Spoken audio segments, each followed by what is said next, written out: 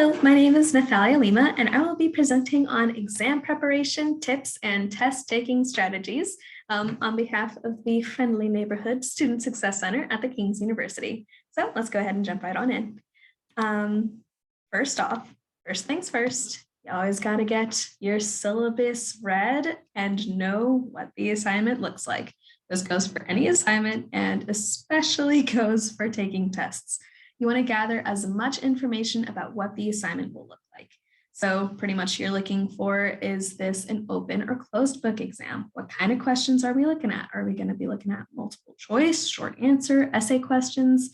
How long are you going to have for the exam? These are all very important things to know just right off the bat so that you can have a bit of mental preparation ahead of the game.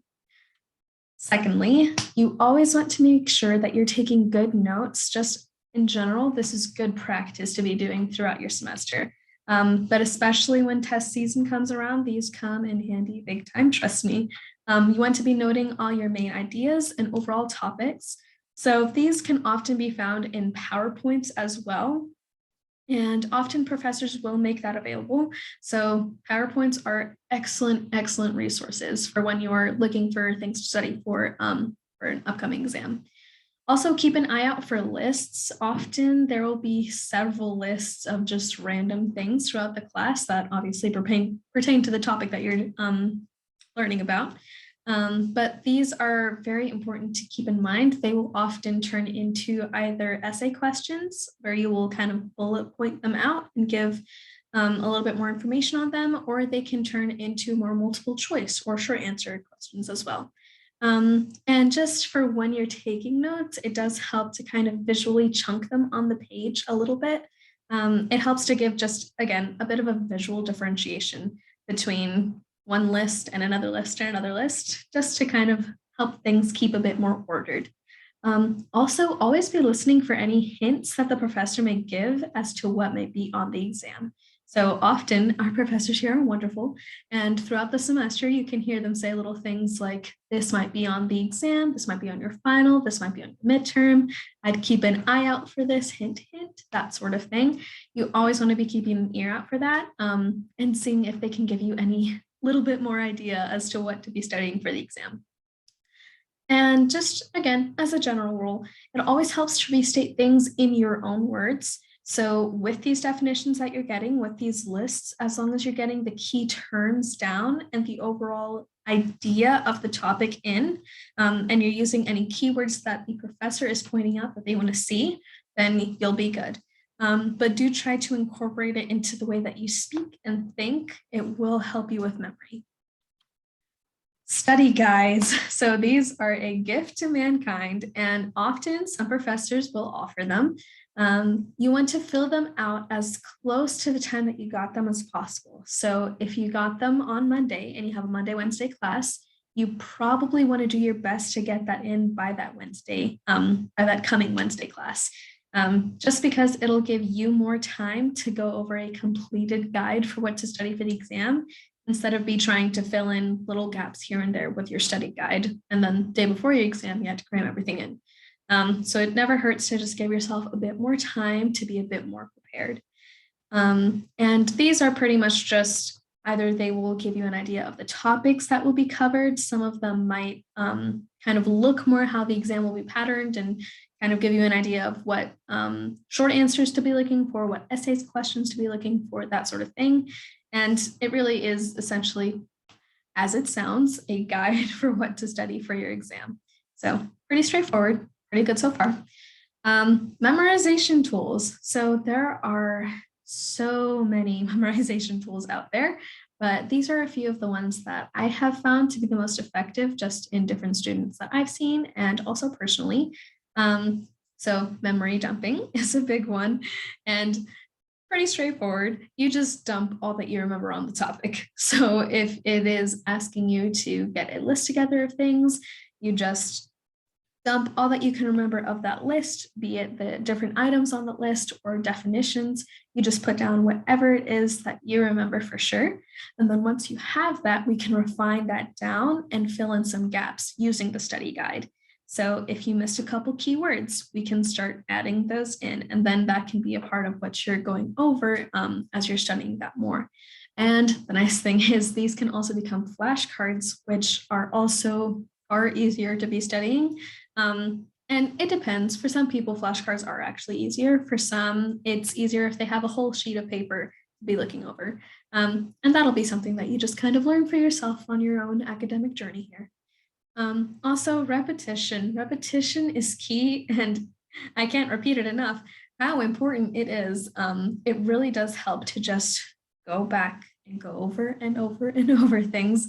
It really has a way of just needling all of those subjects into your head in a way that makes it far easier to recall later on when you're actually taking the exam. So be rereading those notes and those guides, those study guides, those flashcards, everything, just read them over and over and over again. And what I'll usually do in this kind of repetition stage, this repetition process, is I'll use little tunes or rhymes to help remember the chunks of information. So for me, I will either come up with a little hum that reminds me of a certain list or something akin to that. And it just helps me to be able to recall it later, because if when I'm taking the exam, I'm feeling myself starting to get stuck and not able to move forward, then I can just kind of remember, of course, in my head, don't want to distract anyone else, but I can remember in my mind the little rhyme or the little song that is that I came up with the list. And that helps to just, again, with recall, it helps quite a bit to just get those little bits of information in. It may also help to pace or come up with different like physical movements that remind you for certain items. For me, I'll usually come up with finger taps. That seems to help me a lot. So if I have a lot of lists, I'll just be kind of doing my own little finger taps.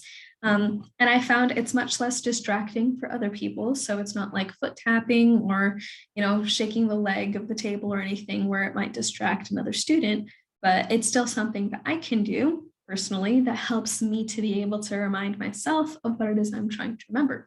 And again, as long as it's not going to be disruptive for anyone else, then you are good to do whatever it is that helps you remember. Some acronyms too. So acronyms are very useful, especially for those lists like I was mentioning. They help to just summarize and chunk larger bits of information, and it makes remembering far easier. So for example, SMART goals. If you have heard pretty much anything from the student success, you have heard about SMART goals too. We love our SMART goals, but that is an example of an acronym where SMART goals stands for SMART, measurable, achievable, relevant, or realistic, and timely goals. So you can see in that we were able to condense like this whole sentence of information down into 2 words. So it's just being efficient with what it is that you're making yourself remember. And alongside that goes word association. So this can help with some more creative types. I know it's helped for me quite a bit occasionally, where it's you use words that remind you of a topic to kind of flag your memory for it. So the way I see it, because I usually end up going on little rabbit trails, it's like I'm making a little red string connector that's going onto a pin on this giant cork board that has all of my ideas that I need to remember for the exam. So this is just a little red string. And then when I am confused or when I feel myself getting locked up while taking a test, I can just pull on that red string. I can pull on that word association, and then the rest is able to flow a little bit easier. It just helps my mind kind of fit into the groove of whatever that was that I was trying to remember. And again, your own trains of thought and your own memory are always going to work best for you. So again, you essentially just take that root topic, you tie it to the first thing that it reminds you of. And then when you need to recall that, just think of whatever that first thing is that you thought of. Think of what you first associated it to. And it is able to bring far more meaning and a little bit easier recall for you. Have someone quiz you. So again, a fairly basic one here, but a lot of the times it's the simple things that help us remember and help us study the best. So for one, it encourages repetition, which, as I've stressed, as I've repeated, is pretty important. It does help big time. It also helps to nail in concepts and just make everything in general far clearer. I found it always helps to be able to have someone else there to say, you were really close on this, but you just missed a couple things here. And then even just in that interaction, I'm able to be reminded of little things that I might need to fill in some gaps in. It also refines what you're remembering to make sure that the right answers are being remembered. So similar to how with memory dumping, we were talking about how we have like just pretty much everything that we can remember on a topic. And then we just try and chip at it until it makes the most sense and fits in with what the professor's looking for. So that's essentially what someone quizzing you does as well. They're able to help chip down at the areas where you might be going on a tangent or where it might not be as useful to be studying or where there might be a wrong answer. And they can help you refine down things to make sure that you're getting all the right points, that you're hitting all the right things for that study session. Also, it's so crucial, and it does sound very counterintuitive. I realize that, but you do need to relax, take a breath. It's crucial for your memory itself to remember to relax, to breathe, to take a breath. The more stressed and the more worried you are, the less mental space you have for remembering answers because your mind is so stuck in, oh, I've got this going on and I've got that going on. And oh, what if I miss that? And I have another test that I'm trying to study for and all these things that you're taking up the space and you need that space for remembering answers instead. So when you're more relaxed, when you're more at peace, your mind is able to actually fill in those empty spaces with, okay, here's what we need to remember for this exam. Here's what we need to remember for that exam and all that. So while you're studying, this also kind of works into that is just give yourself little breaks. Actually give your mind a second to rest every now and then. I often think of our computers other brains as computers. And if we are overloading that computer, if we have like 50 tabs open and are trying to run 5 different programs, the computer's going to crash and our brain is the same way. So just need to treat ourselves kindly, make sure that we are giving and devoting enough time to study, but also giving enough time to just being relaxed, to actually eating, to getting good water intake, good sleep in, all that sort of thing. And again, the more information that you try to force in, the less will actually be remembered. I think of it also as a funnel. Our mind is a funnel and we're trying to funnel in information. But the more stress we get, the smaller that hole gets and the less we're able to actually funnel in and then remember. So again, alongside that is just taking care of yourself. So getting good sleep, again, is so crucial. During sleep is when the hippocampus, which is our memory center for the brain, is actually able to solidify that short-term memory and bring it into long-term memory. And that's what makes it easier to recall later on when we're taking a test, what goes where and what were the amounts of things in this list and that list, etc. Again, it allows for easier recall, easier understanding of subject matter, and just overall less stress. The brain also needs a steady supply of nutrients to function well and water. So make sure you're drinking plenty of water, you're eating well, and you're actually getting good sleep in. Again, I know it's counterintuitive, but it does help out big time. So when you're taking the test, kind of switching gears a little bit to now taking the test, the most important thing is to just breathe and to relax. So if you don't feel an answer coming immediately or you're starting to feel really overwhelmed with a question, it's okay. Come back to it. There are other questions to answer too, so you can devote time to that later. Often you want to work on what will take the longest amount of time first. So if you have long answer or essay questions, try to work on those first since they'll need a bit more time. And you can memory dump if you have to, and then come back to that later and kind of refine it down, make it look more grammatically correct and all that if necessary. Then you can focus on short answer questions. So again, if you hit a block, it's okay, move on, flag it, and you can come back to that later. And finally, be looking at those multiple choice or matching those sorts of questions. They're often the fastest ones to complete, and they take a little less time. Now, granted, sometimes with Blackboard, they won't let you see the next answer until you answer the one that you're at first. And in that case, just make sure that you're going at a good steady pace. If you feel confident with an answer, just keep moving on. And most of the time you will be able to look back and you can flag certain questions if you feel like you're stuck on them or if you feel like you got it wrong and you could do a little better. Then you can just flag that mentally and come back to that question.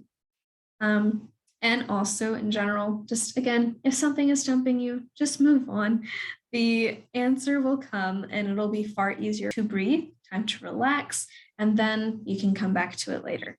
And in the case that it doesn't come back and you still feel like you didn't get that right answer, or if you feel like you did get an answer, but it might not be what you were wanting, then you can always just still put something down, because I've heard from every professor I've ever had, it's always better to have something than nothing at all.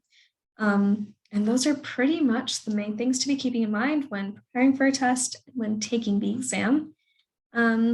Also be looking at Workspace. So this is, again, a bit more about physical, about making sure your area is set up right. Make sure that your books are cleared if you're taking a closed book exam. If it's an open book exam, then you can have your books and your notes with you, but only if it's open book. So make sure that's made very clear by the professor, or check your syllabus for that. Lighting also helps big time. So make sure that you can open a window if you can. Just do whatever you can to make the area as comfortable and as distraction-free as possible. Only if it actually helps you focus. You can play some music in the background even. Just do whatever it is that you need to do to make things easier on yourself and eliminate outside distractions. If your test is on campus, then also do what you can to make yourself comfortable as possible. I will usually show up in my sweatpants and my comfy sweatshirt, and I'm like, this is perfect, because again, it just comes down to eliminating as many distractions as possible. And if you have an itchy shirt on, or if you feel uncomfortable somehow physically, then it can make it more difficult to focus on getting those answers in. And that's all I have for you. So thank you so much for watching, for taking the time.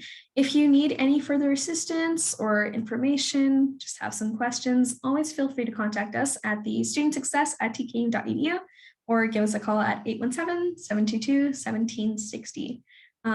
Otherwise, y'all have an absolutely blessed day. Thank y'all.